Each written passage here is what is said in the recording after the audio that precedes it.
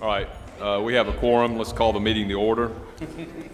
We've got a few items to take up here, and most of those were just covered in the Rules Committee, so if you listen to the explanations, you will have an understanding of what they are. This is just the appropriations vehicle to authorize the use of the funds to be spent on those items that were discussed in the Rules Committee meeting. The first item before you is Senate Bill number 3061, and I will call on Senator Tate to explain that measure. Thank you, Mr. Chairman. What Senate Bill 3061 will do is appropriate money to the bill that was just passed out of the Rules Committee.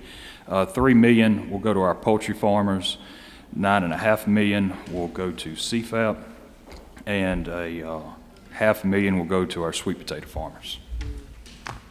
Anybody have any questions? Never mind. Not, do I have a motion? I have a question. Motion. Oh, Senator Hill, do you have a question? That's the ICU one? That's the agricultural. Oh, never mind, I'm sorry. Yeah, we'll get to the ICU one in just a minute. Any other questions about the ICU infrastructure bill? I mean the ag bill? If not, Senator Seymour has a motion titled Sufficient Do Pass. All in favor say aye. Aye. Opposed, nay. The ayes have it. Next bill before you is Senate Bill number 3059. I will call on Senator DeBar to explain the bill. Thank you, Mr. Chairman. 3059 is going to is for the Mississippi Veterans Affairs Veterans Homes. This will allocate or appropriate $10 million to the VA due to COVID, increased expenses in PPE, temporary staff. They've lost a lot of their nurses to higher paying jobs, so they've had to hire temporary nurses to come in, which at a higher cost. And so the expenses to COVID has greatly impacted the VA. They also can't admit new patients, so that impacts their revenue as well. And so the $40 million we previously appropriated with their $5 million in escalation authority, and then this $10 million should get them through December 30th. I talked to Director Pickering about this morning, and he was good with this, and so we'll yield for any questions if there are any. Anyone have any questions of Senator DeBar? There are none. Title sufficient, do pass. The motion is titled Sufficient Do Pass. All in favor say aye. Aye. Opposed, nay. The ayes have it. That bill will be reported. Finally, Senator Hill, we'll get to the ICU infrastructure bill. That is the appropriations bill is number 3060. I don't see Senator Bryan in here, but I have a sheet that will explain everything that's in it. You'll note that $10 million is the amount of money that's going to be put in for ICU infrastructure. And the language of that bill, which I'm going to give you a sheet. In fact,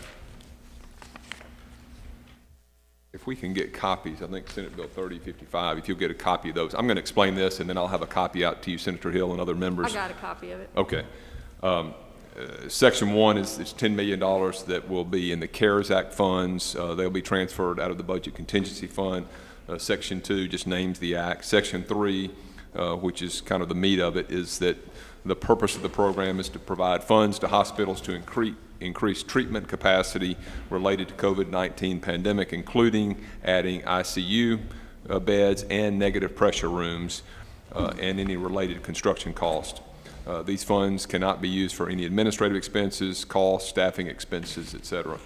The Department of Health will administer those funds. They'll make every effort to expend the funds by October 30, 2020.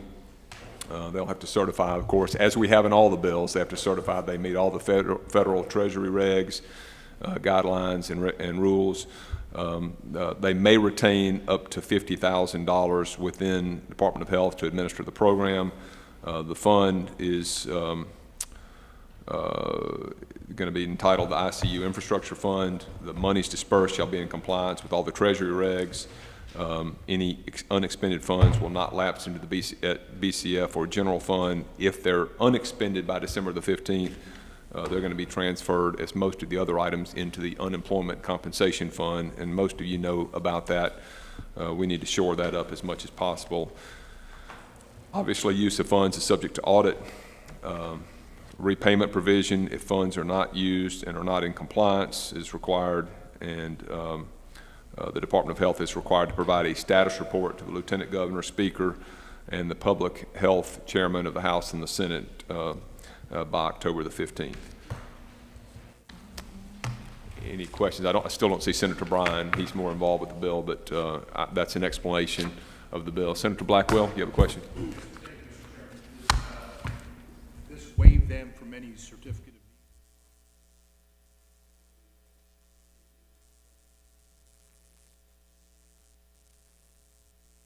There's nothing in the bill that addresses that, so I would say not.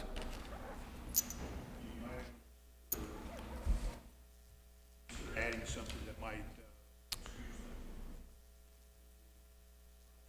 Yeah, and I'll ask this question back to you with all sincerity. I don't know if CONs would, I know they cover a lot of things that our medical facilities need to utilize. Do ICU beds and negative pressure rooms fall under the purview of CON requirements? dollar threshold of that one Okay. might be something we might want to consider. I think I would like to get with Senator Bryan on that, and certainly if that's appropriate, I think that amendment could be made on the floor if that is appropriate. So I have no problem with that if that is indeed the wishes of the chamber. Senator Hill, question? I basically had the same question that Senator Blackwell did, because we don't want to delay this, and that process can take a long time with a certificate of need. So my opinion is that I agree with him. We definitely need to add something in there, because it may not get spent till no telling when if we don't. Yeah, I don't disagree with that. I think if there's not something in the CON laws that would already allow for them to be exempted because of the pandemic or some other general language, then certainly it seems like an appropriate And there could be, amendment to the bill. It's been a while since I read that section. There could be some exception in there, but right now I can't bring that up. Sure. Let me while we're in here, let me just look at council and see if you happen to be aware. Okay. Okay. Well, certainly I think those are good inquiries, and we will look at those before we get up on the floor to see if that needs to be included. Thank you, Senator Blackwell and Senator Hill. Are there other questions regarding Senate Bill 3060, the Appropriations Bill? If not, motion from Senator Wiggins is title sufficient to pass. All in favor say aye. Aye. Opposed, nay. The ayes have it. There may be one more measure that needs to come, another public health measure that we need to take up a little bit later on, but for now that's it, and I will entertain a motion to rise and report. All in favor say aye. Aye. Opposed, nay. The ayes have it. Thank you.